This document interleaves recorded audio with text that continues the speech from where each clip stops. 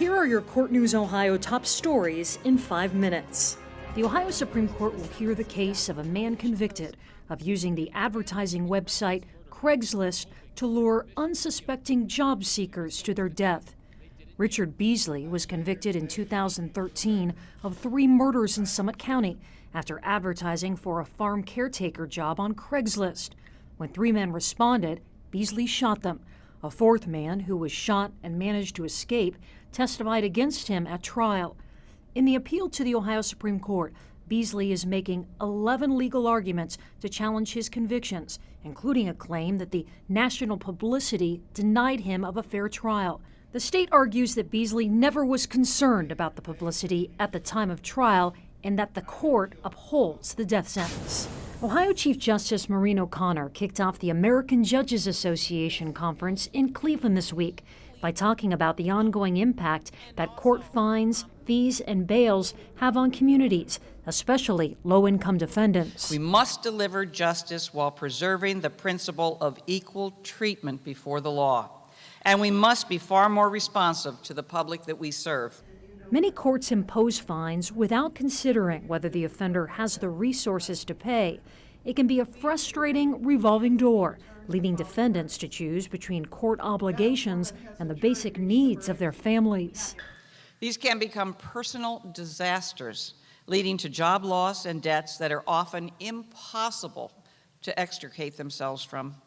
The topic was discussed in great length last fall on the Tavis Smiley Show, where Chief Justice O'Connor, former Justice Yvette McGee Brown, and Judges Ronald Adrien and Patrick Carroll took part in a panel in Cleveland.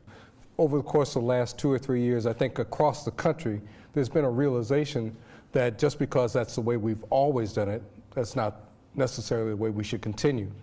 Chief Justice O'Connor is convinced the message is resonating with taxpayers. The public is understanding more and more that some elected officials want courts to pay their way through fines and fees, making courts the ATM for municipal governments.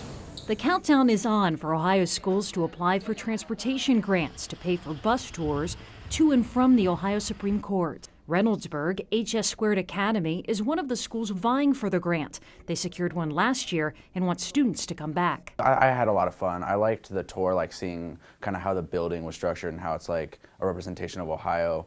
And I was really surprised by like the amount of people that actually came in and like sat in on the case. Besides the tour, this group of seniors got to sit in during oral arguments. It was a little less elegant than I thought it was going to be. I thought it was going to be like this really souped up, everybody's talking in real legal terms, but it just sounded like a couple of people arguing, really. The students were stunned at the procedures of the court. For example, just when an attorney is arguing a case, a justice jumps in with a question. I'm just having a hard time following your argument because I think we accepted this case on the estoppel question. At first I was taken back by it, I'm not going to lie, because I thought since like they only get a set amount of time, I thought the attorneys would like be able to actually talk the whole time. But then I figured it kind of makes sense. All schools that receive state funds are eligible to apply. Grants are awarded based on the school's percentage of students enrolled in the free and reduced lunch program, as reported by the Ohio Department of Education. It's important that we are able to have real experiences, that we can take this conceptual knowledge and put it into a real life framework so that they can not only understand it at the academic level, but in the functional level as well. She made sure they were prepared prior to oral arguments. My teacher, Ms. Shafrath, she had us read a whole bunch of articles on the case. The seniors who took the trip recommend Ohio schools apply for the transportation grants. Living in the United States of America, you should be going out there and experiencing like what is my government doing, how the court process works. They say the tours, with help from transportation grants, are a valuable experience. I got to see actually how the judicial system worked and like what actually goes on, because you really only get to hear, oh, this is the case and this was how it ruled, and you don't really know what's happening behind the scenes. The deadline to file for a transportation grant is October 2nd. For more information, head to courtnewsohio.gov. That's a look at Court News Ohio's top stories. Visit courtnewsohio.gov for the latest headlines on Ohio's courts. You can also follow us on Facebook and Twitter.